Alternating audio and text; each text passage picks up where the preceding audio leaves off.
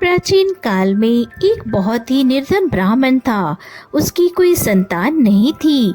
नित्य पूजा पाठ करता, परंतु ब्राह्मण की स्त्री ना स्नान करती और ना ही किसी देवता का पूजन करती।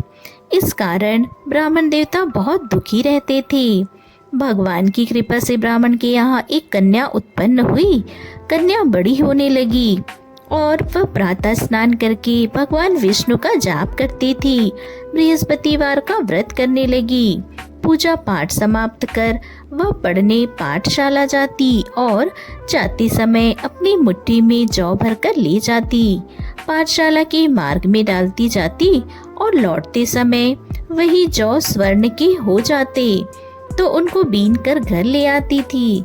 एक दिन वह बालिका सूप में उन सोने के जौ को फटक कर साफ कर रही थी।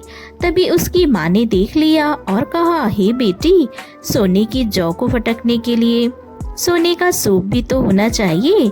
और दूसरे दिन था गुरुवार। कन्या ने व्रत रखा और बृहस्पति देव से सोने का सूप देने की प्रार्थना की। बृहस्पति देव ने उसकी प्रार्थना स्वीकार कर ली। रोजाना की तरह वह कन्या जौ फैलाती हुई पाठशाला चली गई।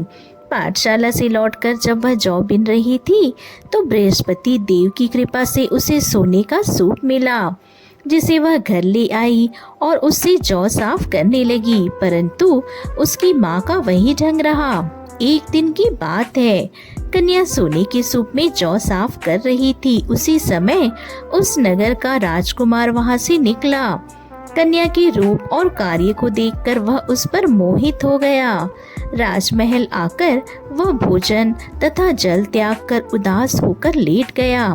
जब राजा को राजकुमार द्वारा अन्न जल त्यागने का समाचार ज्ञात हुआ तो अपने मंत्रियों के साथ वह अपने पुत्र के पास गए, कारण पूछा और तब राजकुमार ने राजा को उस लड़की के घर का पता भी दिया और उस लड़की के बारे में बताया। अब राजा ने मंत्री को उस लड़की के घर पर भेजा। मंत्री उस लड़की के घर गया। मंत्री ने ब्राह्मण के समक्ष राजा की ओर से निवेदन किया। कुछ ही दिनों बाद ब्राह्मण की कन्या का विवाह राजकुमार के साथ हो गया। कन्या के घर से जाते ही ब्राह्मण के घर में पहले की भांति गरीबी का निवास हो गया।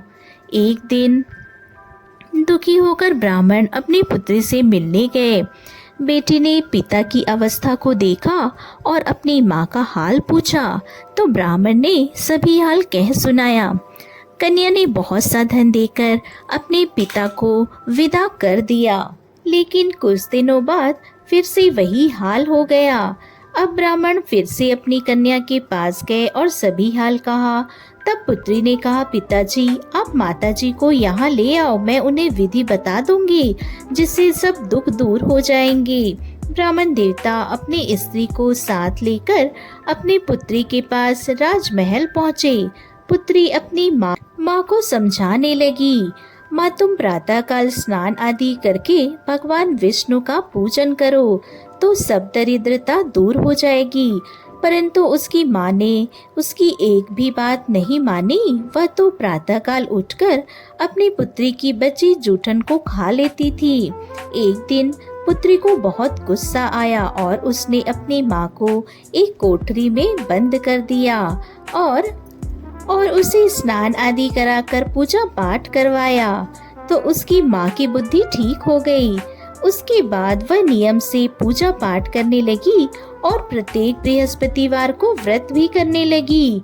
इस व्रत के प्रभाव से मृत्यु के बाद वह स्वर्ग को गई। वह ब्राह्मण भी सुख पूर्वक इस लोक का सुख भोग कर स्वर्ग को प्राप्त हुआ।